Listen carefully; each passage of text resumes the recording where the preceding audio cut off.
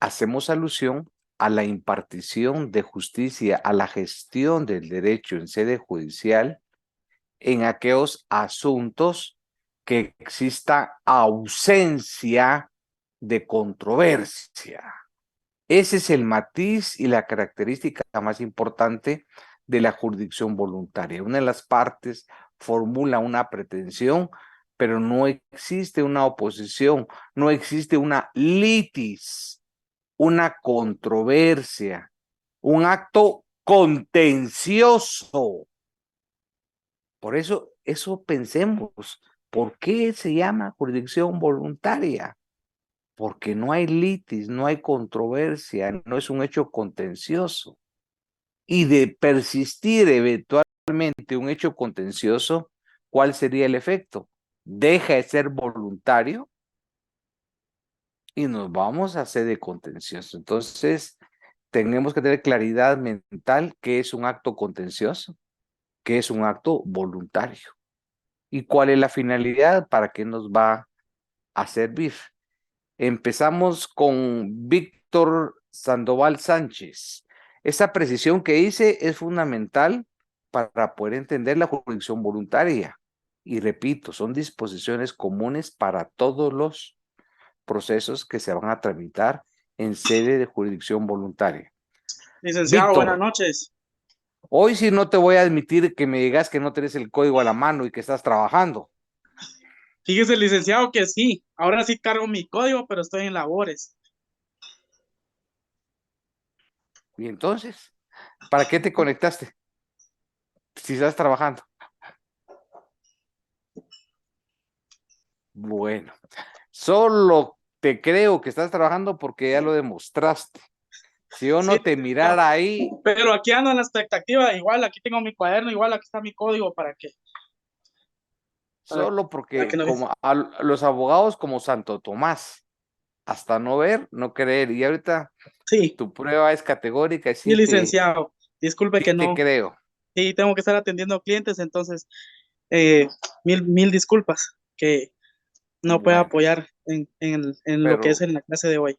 Pero lo aquí que te estoy salva al es que estás 100%. trabajando. Eso, Gracias, licenciado, muy amable. pero siempre te invito a que si no vas a poder estar poniendo atención, preguntes a los compañeros para estar al tanto, Mucho gusto, porque eso es profe. objeto de evaluación. Hasta Gracias, luego. licenciado, muy amable. Adiós. Luis Coronado. Luis Coronado. Buenas noches, licenciado. Disculpe, Bueno, me Luis. acabo de conectar, pero si me pudiera hacer favor de repetir la No, pregunta. no hay pregunta. Solo lo que hice fue una explicación que sí escuchaste, ¿verdad? Una pequeña explicación, sí. Introducción, una pequeña explicación de lo que es jurisdicción voluntaria. No hemos iniciado ninguna lectura. En tu caso, es el primer artículo que vamos a leer, el 401. Te escuchamos. De acuerdo, 401. de acuerdo, doctor. Comenzando. Comenzando Libro desde el título cuarto. 1, ¿verdad? Desde el título 1. Ok, perdón. El libro cuarto, según procesos especiales. Muy Título bien. uno, jurisdicción voluntaria. Capítulo uno, disposiciones comunes. Artículo uno, actos de jurisdicción voluntaria. La jurisdicción voluntaria comprende todos los actos en que por disposición de la ley o por solicitud de los interesados se requiere la intervención del juez sin que esté promovida ni se promueva cuestión alguna entre partes determinadas. Subrayen lo que leyó Luis, donde dice sin que esté promovida ni se promueva cuestión alguna entre partes determinadas. ¿Cómo entiendes ese artículo, Luis? Eh, que acá puede hacer, puede intervenir una persona, en este caso sería un abogado, o cuando sea requerido por una persona, o bien porque la misma ley lo indique, así como, por ejemplo, pudiera ser el cambio de nombre, donde no existe una litis o un conflicto entre personas, sino que es la Pero el cambio de voluntad de una sola nombre, persona. ¿por qué vas a ir a complicarte la vida a un tribunal si el Exacto. decreto 5477 lo faculta que lo lleve un notario? Sí, pudiera ser, pero No, es, pudiera bueno. no. ¿Cómo vas a ir a analizar con las ventajas que te genera? Lo que sucede es que el 5477, Luis, no Ujú. se tramitan todos los asuntos de jurisdicción voluntaria. Aquellos asuntos que tengan un interés 54, público, 55. como por ejemplo, declarar a una persona en estado de interdicción, eso no es viable. ¿No tenés a la mano el decreto 5477? Sí, doctor, Va, ahorita. donde está el objeto, puedes leer el artículo, recuerdo que es el 1. Vamos a ver. Y en la exposición de motivos también te explica. Pero vamos a hacer la aclaración porque Luis ya de entrada nos confundió, lejos de orientar. Pero fíjate, Luis, que al final esta equivocación es buena, porque al final les aclara a todos que ese asunto se va a tramitar solo en sede notarial. No, solo no, las ventajas de sede notarial. Y Ujú. también podemos establecer que la incapacidad o estado de interdicción no la puede tramitar un notario en jurisdicción voluntaria, pero sí de conformidad con el Código Procesal. O sea que le vamos a sacar el provecho. Bueno, el artículo 1 del decreto 54-77, ¿Puedes leer el título consent- completo del decreto, por favor? ¿de acuerdo? Ley reguladora de la tramitación notarial de asuntos de jurisdicción voluntaria. Título 1, disposiciones generales. Capítulo único, principios fundamentales. Artículo 1, consentimiento unánime. Para que cualquier asunto de los contemplados en esta ley pueda ser tramitado ante notario, se requiere el consentimiento unánime de todos los interesados. Perfecto. Y ahí están los asuntos. No puedes leer en tu índice qué asuntos se tramitan en sede notarial. Atención, sede notarial. Es distinto a lo que vamos a estudiar en el programa. Esto es solo como un marco de referencia, un marco de comparación, pero no van a responder en el examen este decreto. Eso lo van a estudiar en derecho notarial. Pero sí es mi Eh, obligación decirles la normativa. En el índice puedes ver las figuras que se tramitan. Sí, doctor. El título segundo regula los asuntos que pueden tramitarse según tramitarse ante ¿Correcto? notario. Capítulo 1, ausencia. Muy bien. Capítulo 2, disposición y gravámenes de bienes de menores incapaces y ausentes. Ok. Capítulo tercero, reconocimiento de preñez o de parto. Capítulo cuarto, partidas y actas de registro civil. Muy bien. Capítulo 5, patrimonio familiar. Capítulo 6, adopción. Esto existen, La ha adopción sido ya no. derogado, Ha exacto, ha sido sido derogado. derogado. Claro, hoy la adopción no es en sede notarial, es estrictamente un procedimiento administrativo de parte del Consejo Nacional de Adopciones que termina como una homologación de un juez de familia. ¿Qué lo regula? Una ley de adopciones. Sí, se regula por la ley de adopciones, decreto 90-2005. Ok. ¿Terminamos, Luis? Así es, doctor. Bueno, gracias por tu participación. A la orden. Voy a clarificar conceptos. Tenemos que tener mentalmente que cuando hablamos de jurisdicción voluntaria hay dos instrumentos legales. Lo que estamos hablando en estas sesiones de clase es jurisdicción voluntaria de conformidad con el Código Procesal Civil y Mercantil, que aparte que tiene que haber consentimiento de las partes, no puede haber oposición para hablar de jurisdicción voluntaria, se tramita en sede judicial. Repito, sede judicial. Mientras que el ejemplo que le dio Luis, el 5477, la ley reguladora de tramitación de asuntos de jurisdicción voluntaria, se tramita en sede notarial. Eso lo van a estudiar en su curso de Derecho Notarial. El notario los puede cumplir con esas diligencias de conformidad con los procedimientos establecidos en el 5477. Eso no lo vamos a estudiar en curso, se estudia en Derecho Notarial. No quiero que confundamos los asuntos y las materias que se tramitan. Aparte que en notariado, en sede notarial es un notario, un funcionario público, aquí es un juez. Son asuntos totalmente diferentes. Ya hecha esa clarificación, estas dos normativas, para que no se confunda, vamos a explicar el 401. ¿Qué asuntos se tramitan? Los que la ley señale por disposición en el trámite de jurisdicción voluntaria, pero es indispensable la intervención del juez en el procedimiento que vamos a estudiar en cada uno de los asuntos que se tramitan.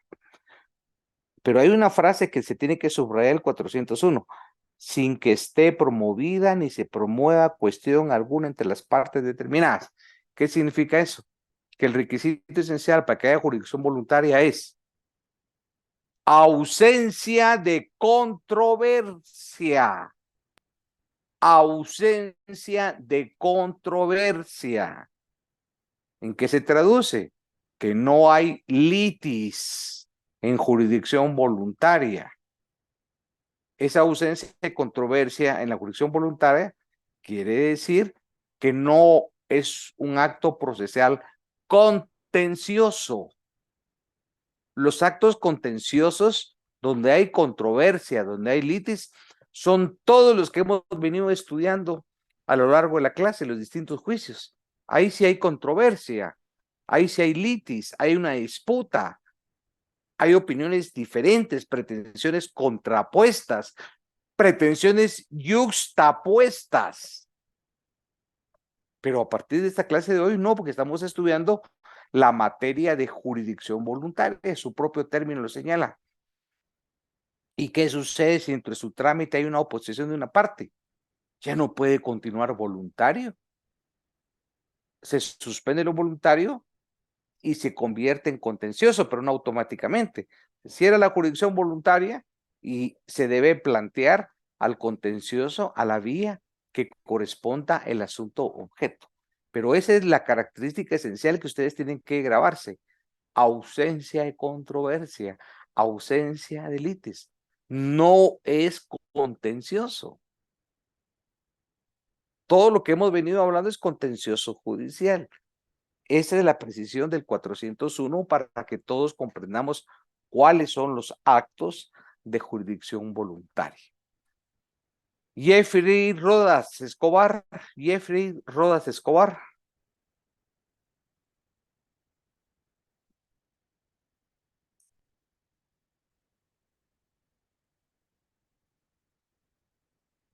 Ingrid Pinto Calderón, Ingrid Pinto Calderón.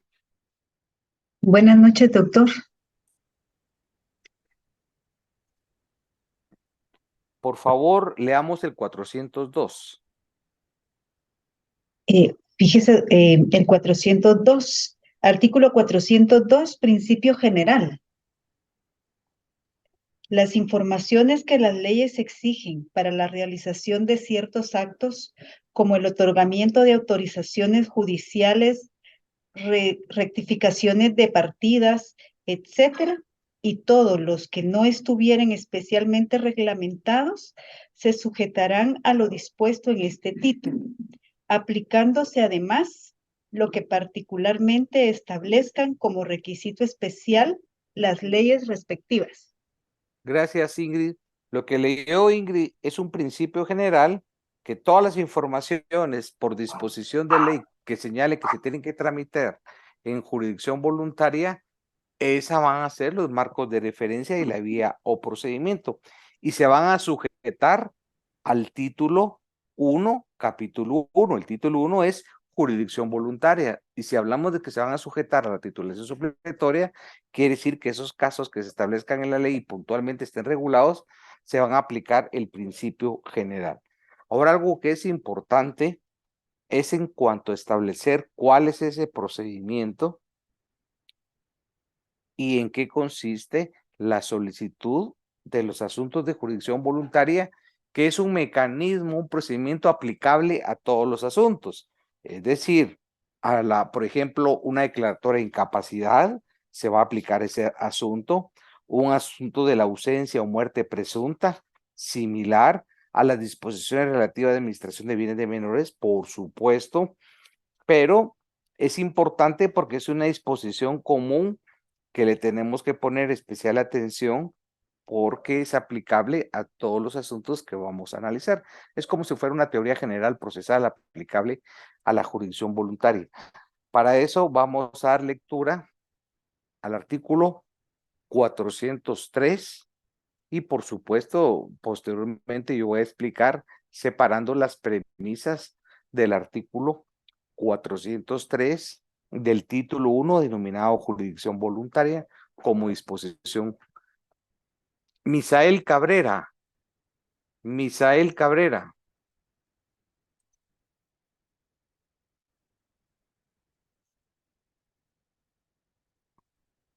Mauro Abado, Castellanos. Mauro.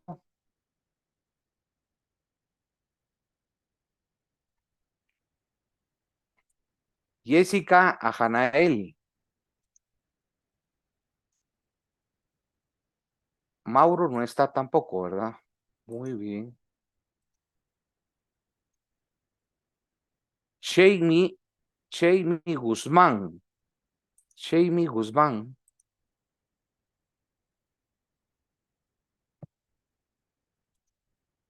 Mónica Monroy Galicia. Mónica Monroy Galicia. Buenas.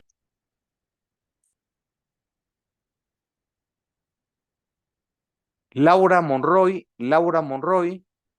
Buenas noches, licenciado. Ya él iba a requerir su cámara, ya estamos bien. Por favor, despacio el artículo 403. Muy bien. Artículo 403, solicitud y audiencia. Solo La un paréntesis. Ese su ¿Sí? fondo es bonito y nos hizo transportarnos.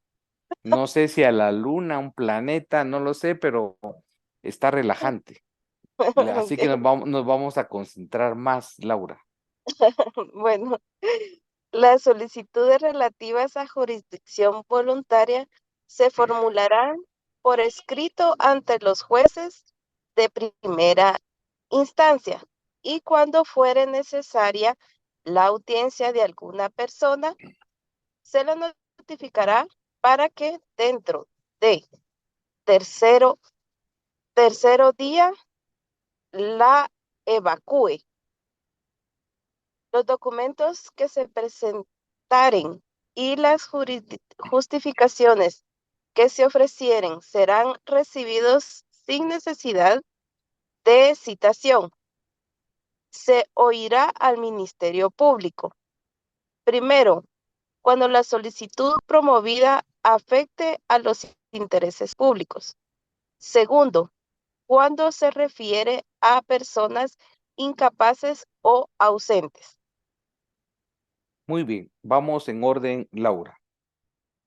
Al principio, el 403, que se titula Solicitud y Audiencia, señala: las solicitudes relativas a jurisdicción voluntaria se formularán por escrito ante los jueces de primera instancia. Esa solicitud de escrito, que es una primera solicitud, un primer escrito, ¿qué requisitos debe cumplir?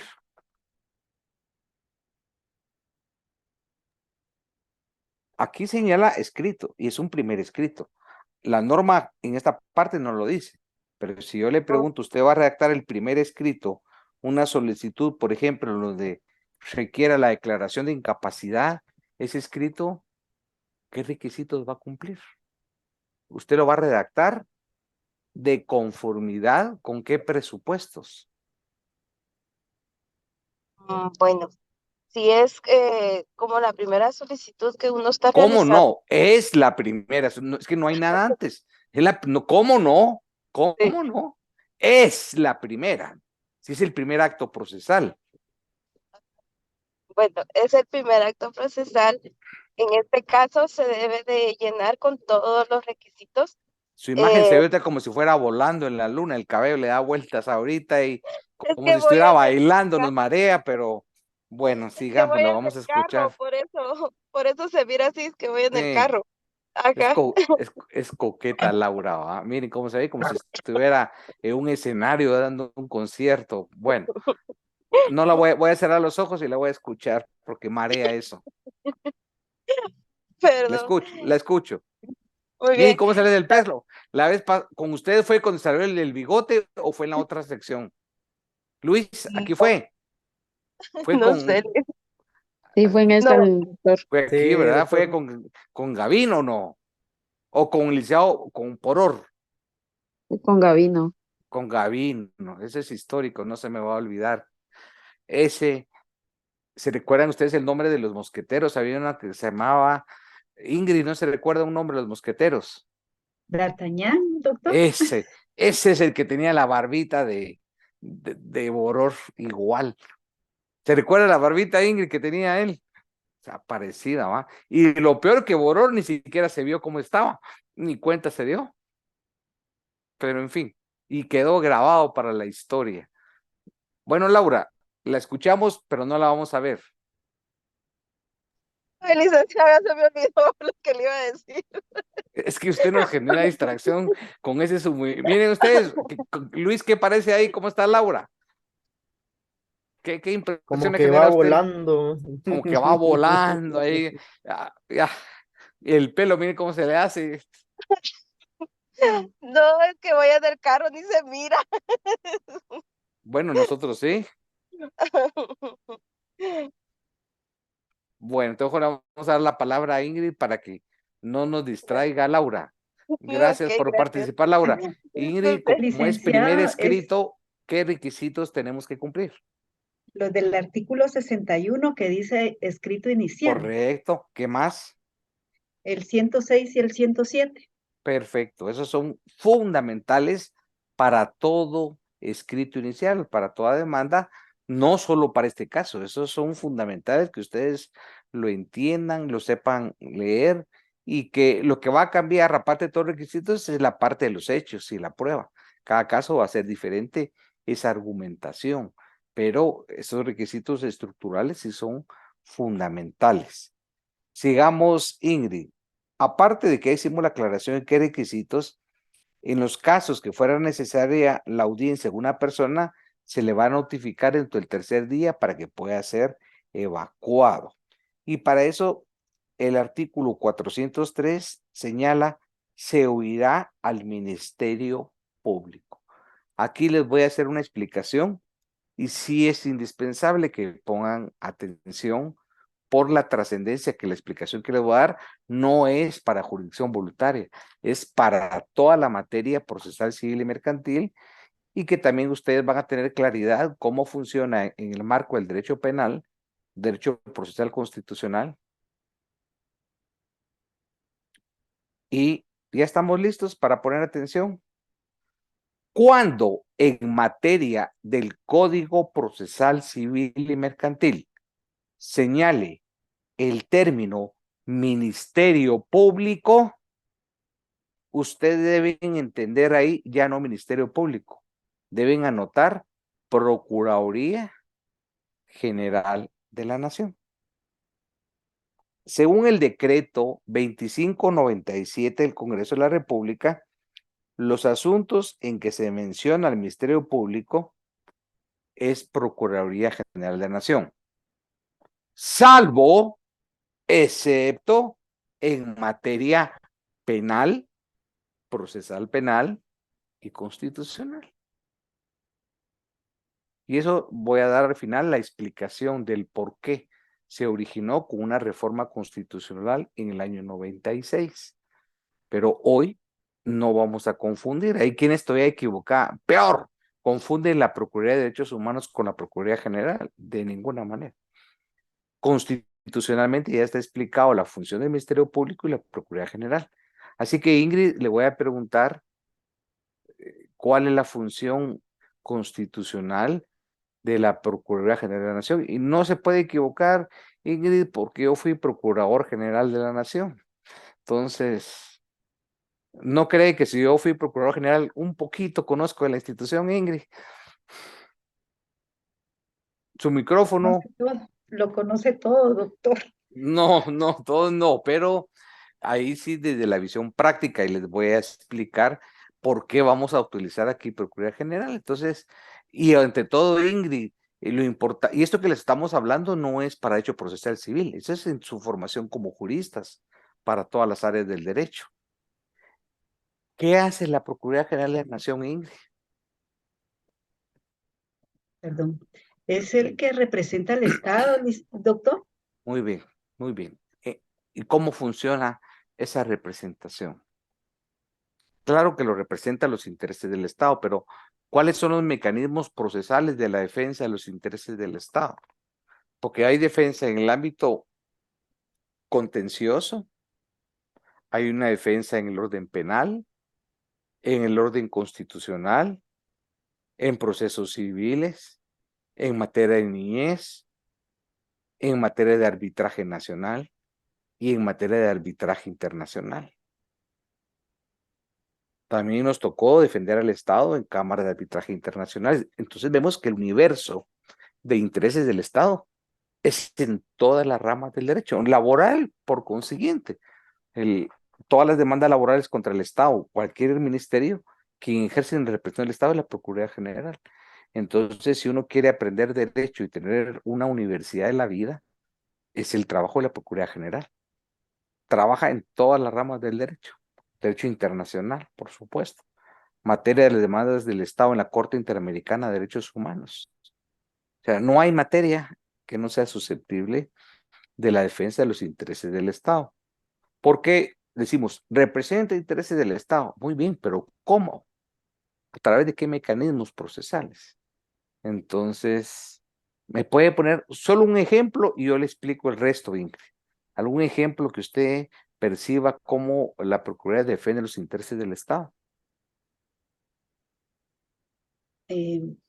Pues como usted dijo, doctor, es la que representa, la Procuraduría es la que representa al Estado en todos los ámbitos y es el que, Pero algún ejemplo que usted haya visto en la televisión, usted ha visto, por ejemplo, el rescate de los niños que están abandonados, objeto de violaciones, sí, abusos, integridad de la así Procuraduría, es. pero ¿cómo ejerce ahí procesalmente hablando la defensa, en este caso, el interés del Estado, porque es la protección de los niños que son abusados? Y si el papá es el violador, ¿cómo va a ser el papá el que va a representarlo procesalmente? No, entra el Sí, Estado. es en esos juicios siempre está la representación de la Procuraduría General de la Nación, ¿verdad? En defensa de los Haciendo derechos. prevalecer un principio de la Convención de los Derechos del Niño que se llama el interés superior del niño.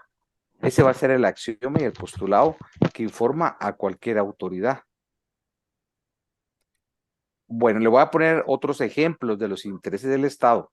En el ámbito de niñez, cuando este padre o madre, círculo familiar, que es la mayoría de los casos, la mayoría de violaciones y abusos contra niños, niñas, adolescentes, tristemente, condenablemente, provienen del propio núcleo familiar. Triste eso, ¿verdad, Ingrid?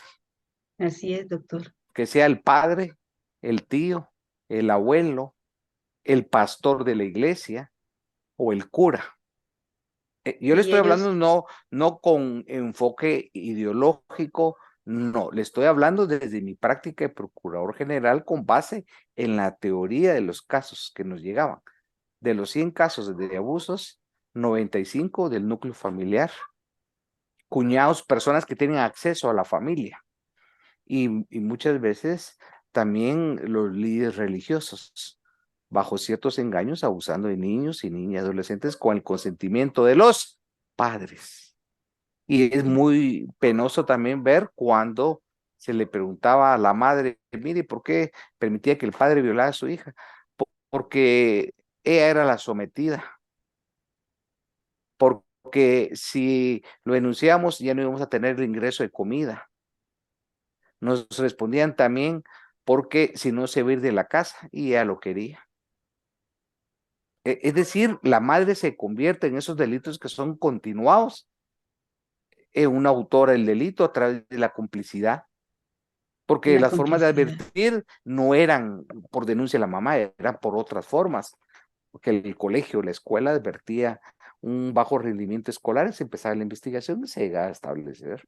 Ahí entra el Estado a representar los intereses de los niños, porque los padres no lo van a ejercer, los padres van a ser los indicados, y se puede ir a un proceso de niñez para restaurar los derechos humanos, la Procuraduría en procesos de niñez, y en el ámbito penal van a ser procesados los padres o el abusador por tipos penales, pero ahí viene el Ministerio Público, que ejerce el monopolio de la persecución penal. El Ministerio Público, su principal función, ¿cuál es? Investigación Investigar. y persecución penal, pero no solo eso, también la Constitución señala el cumplimiento de la ley. Ahí la Procuraduría dentro del proceso penal asumía el rol de querellante adhesivo, para que al haber una sentencia penal condenatoria, que es un requisito, se va a una reparación digna, que es una indemnización de daños patrimoniales y daños morales. Y ahí quien aporta la prueba indemnizatoria es la Procuraduría General. Pruebas periciales, psicológicas, psiquiátricas, el daño físico a la niña, la secuela, el daño del proyecto de vida, el daño postraumático. Sin prueba, no se puede aspirar a una reparación digna. Vamos a Reciben otro las ejemplo, la denuncias. Procuraduría. En materia de derecho administrativo, advierte que hay un contrato que pueda presentar algún daño a los intereses del Estado, solicita al presidente de la República en Consejo de Ministros que se cree la lesividad. La lesividad, y si se decreta la lesividad, se autoriza para que él plantee la demanda contencioso administrativa sobre la lesividad, que es una nulidad del contrato. En materia laboral, todas las entidades que son demandadas es la Procuraduría que acude en defensa del Estado como entidad demandada en materia laboral. En materia estos de jurisdicción voluntaria que vamos a hablar, todos se le debe escuchar a la Procuraduría General de la Nación. En los arbitrajes nacionales del Estado, porque el Estado participa en contratos mercantiles. El Estado tiene acciones en empresa eléctrica y en otras entidades que son entidades mercantiles. Escuche, el Estado es accionista, entonces participa en esos contratos mercantiles y puede haber incumplimientos y también puede ser demandado al Estado en una cámara internacional. Es decir, el campo de actuación de Procuraduría es sumamente amplio, abarca todas las áreas del derecho, a diferencia del Ministerio Público que se concreta al ámbito penal y al ámbito constitucional. Ahí establecimos las diferencias de cada una de las instituciones. Y ni siquiera voy a mencionar la PDH porque eso no tiene nada que ver con el tema, aunque el pueblo las confunde con Procuraduría General de la Nación, pero eso es totalmente absurdo. Y en los asuntos de jurisdicción voluntaria del decreto 5477, la Procuraduría emite una opinión dentro del trámite de ese expediente. Y hay principios reglados en la Procuraduría, que es una unidad específica que conoce y califica los expedientes de jurisdicción voluntaria. Y la ley establece que tiene que emitir un dictamen favorable o no favorable. Es otra intervención de la Procuraduría, que no solo es en el ámbito nacional, también en el ámbito internacional.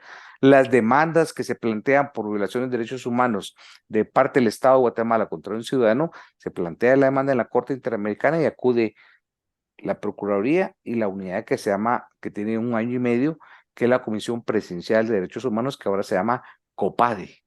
Todo lo que son temas de derechos humanos, hay una comisión presidencial que coadyuva el trabajo con la Procuraduría General para evacuar una audiencia en representar los intereses de defensa del Estado, que la mayoría de esas defensas, de esas demandas, son aspiraciones a indemnizaciones de carácter patrimonial. Entonces, vieron que es muy amplio el ámbito de acción de la Procuraduría, pero se desconoce, se desconoce. ¿Por qué? ¿Por qué antes señalaba solo Ministerio Público en el Código Procesal Civil Mercantil? Porque la reforma constitucional de 1996 se escindió, se separó la Procuraduría General, que no existía, porque esas funciones las hacía el Ministerio Público. El Ministerio Público era un monstruo que hacía la labor penal y todo lo que acabo de señalar de la Procuraduría General, porque no es de que no existiera un representante del Estado. Todo eso se encajaba ¿dónde? En las competencias del Ministerio Público. Al ver la reforma constitucional, ahí está establecido en la Constitución cuál es la función de la Procuraduría, del Ministerio Público. Pero el Código Procesal Civil y Mercantil, donde menciona el Ministerio Público, aparece. ¿Por qué? Porque el Código de 1964, antes de la reforma que estamos haciendo referencia. Por eso surge el decreto 2597 del Congreso de la República, donde señala que en el procesal civil, cuando se menciona el término Ministerio Público, es Procuraduría General de la Nación. Y Ministerio Público sí se va a seguir concibiendo en materia penal, procesal penal y constitucional. Constitucional porque, por ejemplo, en el amparo, por disposición de la ley de amparo, tiene participación en el Ministerio Público. Pero aquí es en un ámbito constitucional, en un ámbito del amparo. Él se va a pronunciar sobre si se dan los presupuestos del amparo, sobre si una vulneración del acto reclamado, etcétera, etcétera. Es una parte procesal. La misma ley señala que las partes, en este caso, ¿quiénes son? El postulante o amparista, la autoridad reclamada, cuestionada o increpada el Ministerio Público y un tercero interesado. Esas son las partes en el proceso. Pues no es un proceso donde hay hechos controvertidos, donde hay partes de sentido estricto, no. El amparo es porque es una acción constitucional contra la arbitrariedad y se solicita a un tribunal de amparo la protección de los derechos que han sido vulnerados. Pregunto, ¿ya con esta aclaración la estiman que es suficiente o tienen alguna duda de las diferencias de PGN con el Ministerio Público? No, licenciado, todo No, no, claro. doctor, Muy bien. es la institución responsable de defender los intereses del Estado, brindando la asesoría y consultoría a todos los órganos, Muy bien. ¿verdad? Y tiene su propia ley específica. Igual el Ministerio Público también tiene su ley orgánica y tiene sus reglamentos. Antes, dentro del Ministerio Público había un consejo. Ya se abrogó esa norma y actualmente no solo está la autoridad superior de la fiscal general. Antes había un consejo directivo que era como un órgano que trabajaba en equipo colegiadamente con la fiscal general. Ahora ya no existe. Tanto la Procuraduría como el MP tiene sus leyes específicas y sus normativas. Y todo lo que hablamos no es solo de procesal civil, es de todos los ámbitos del derecho. Así que cuando ustedes lean en el procesal civil MP, se van a acordar de mí por esa parte. Y cuando vean penal, ahí sí van a decir SMP. Cuando vean procesal penal, cuando vean constitucional, sí es MP. Ya con esa explicación tienen una suma claridad de las diferencias. Además, la función constitucional ahí explica cuál es la función principal del MP y cuál es la Procuraduría. Sobre esa base ya diferenciamos. Yo los ejemplos que puse fueron en el ámbito procesal. ¿Cuándo se va a ir a la PGN? Cuando la solicitud promovida afecte los intereses públicos o cuando se refiere a personas incapaces o ausentes. Vamos, Rosita y Ivonne, conectemos la cámara. Gracias, Ingrid. Sí, licenciado. Leamos el 404, pero despacio, porque después viene la parte más bonita, que es la argumentación, es su razonamiento. ¿Se acuerda que a mí me encanta ponerlos a pensar porque no Razonamiento. me quedo con la memoria? Es la parte más difícil, es la parte de abstracción del conocimiento, cómo aplica sus ideas, cómo escribe su razonamiento, cuáles son sus buenas razones de interpretar lo escrito. Son apenas 5 líneas, pero ahí se va a dar cuenta todo lo que vamos a discutir. El 404, pero para el 404 hay un requisito. Ya tenemos que haber entendido los actos que son de jurisdicción voluntaria y cuál es su característica. Por favor. Artículo 404. Oposición. Si a la solicitud se opusiere alguno que tenga derecho para hacerlo, el asunto será declarado contencioso para que las partes acudan a donde corresponde a deducir sus derechos. Si la solicitud se hiciere por quien no tenga derecho en el asunto, el juez la rechazará de oficio. Como hemos aplicado siempre la técnica en el curso de separar premisas. Entonces le voy a pedir que explique de forma separada el párrafo 1 y el párrafo 2 del 404. En el primer párrafo es si la solicitud se opusiere a alguno que tenga derecho para hacerlo, el asunto será declarado contencioso. ¿Qué Quiere es un decir, asunto contencioso? es un asunto que si hay alguna litis, alguna Correcto, muy idea o bien. algo para... Así es. Un asunto es contencioso cuando hay litis, cuando hay controversia, cuando hay una oposición. Entonces, Rosita, si vemos que la oposición es para que se tramite en jurisdicción voluntaria, en eso consiste que una parte que tenga legitimidad, no cualquiera, solo quien tenga un interés directo y personal, esa legitimación Ajá. activa. Una persona que tenga la legitimación activa se opone contra un acto de jurisdicción voluntaria. Entonces la pregunta, Rosita, es si ya sabemos que en qué es la oposición, es no estar de acuerdo, ¿cuál es la consecuencia jurídica del Es 404? si se opone y es declarado contencioso, entonces tendrán que ir a donde a y donde seguir el corresponda. proceso ahí. Pero ese corresponde significa que van a ir a un asunto que se tramita en jurisdicción voluntaria. No, tienen que ir a un No, asunto. ya no. La Ajá. oposición significa que no está de acuerdo contra los principios generales de jurisdicción voluntaria y a la pretensión de la parte se opone. Y la Ya no hay, consecuencia es, ya no puede ser voluntario. ya ¿Qué no hay significa la voluntariedad, palabra voluntario? Ausencia de que litis. están de acuerdo. Por Ajá. supuesto, un consentimiento unánime. Pero si yo me estoy oponiendo, ya no hay consentimiento unánime. Y la ley establece como consecuencia jurídica que ya no va a ser jurisdicción voluntaria y se convierte en contencioso. Por eso es que al iniciar la clase explicamos puntualmente las diferencias de un acto contencioso de un acto voluntario. El único Ajá. denominador común que coinciden que son actos jurisdiccionales en presencia de juez. Nos Entonces, olvidamos del tema notarial porque ese es notario, pero aquí se convierte lo voluntario en un acto contencioso, ya no puede continuar porque hay litis y la exactamente. naturaleza de la jurisdicción voluntaria es ausencia de controversia, ausencia de litis, ausencia de disconformidad, falta de oposición, pero si hay oposición se convierte en eso. Y las últimas dos líneas, el último párrafo, por favor. Dice, si la solicitud se hiciere por quien no tenga derecho en el asunto, el juez lo rechazará de oficio.